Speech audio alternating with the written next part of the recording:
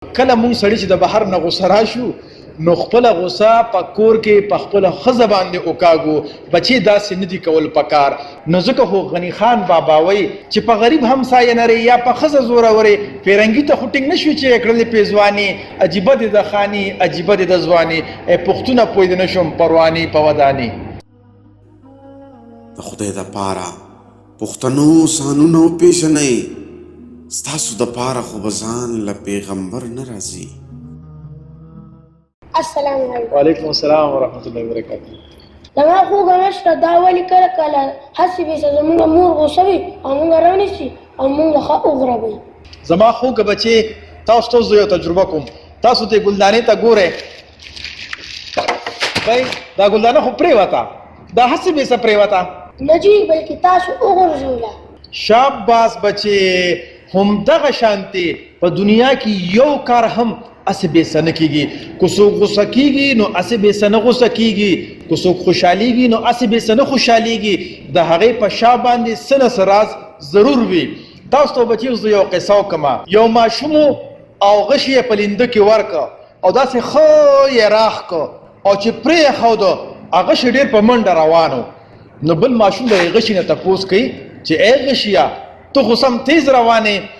نو دا غشي ورته وایي چې زه تیز نیم روان، ما پسې رستو د لیندې زور دی.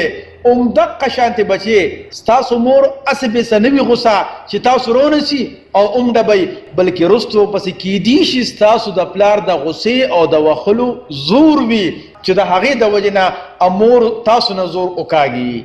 زما خوږه مشره هغه څنګه؟ زما خوږه بچې هغه داسې چې دا یو قانون فطرت دی چې اوبه د لوړې نه په ښکته ځي او د پښتو یو بل متل دی چې اوبه په کمزوري ځای ماتېږي. زما خوږه مشره په متلونو نه پوهېږم، په قصه کې راته ووایې. ډېره ښه ده بچې. که تاسو سوچ کړي نو د وړاندو ورځو کې په سوات کې سیلاب راغلی و او د سوات د خلکو د کور سامان لرګي تر دې پورې چې ګاډي یې هم وړي وو او هغه په ښکته روان وو، تر دې پورې چې هغه سیلاب 400 ته ورسېدو او 400 کې هم ډېره زیاته تباهي وکړله. نو تاسو راته بچي دا ووایئ چې سیلاب خو په سوات کې راغی او تباهي په 400 کې هم وکړله، دا ولې؟ دا ځکه چې سوات په لوړه دی او 400 ښکته ده. زما خوږه مشره اوس زه د ستاسو په مطلب باندې پوه شو.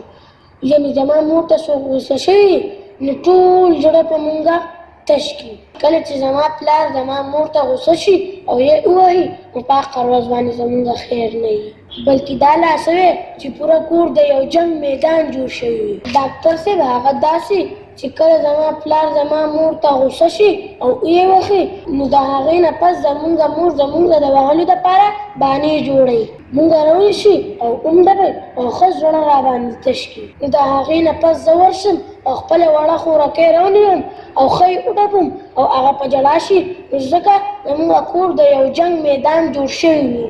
شاباس بچې.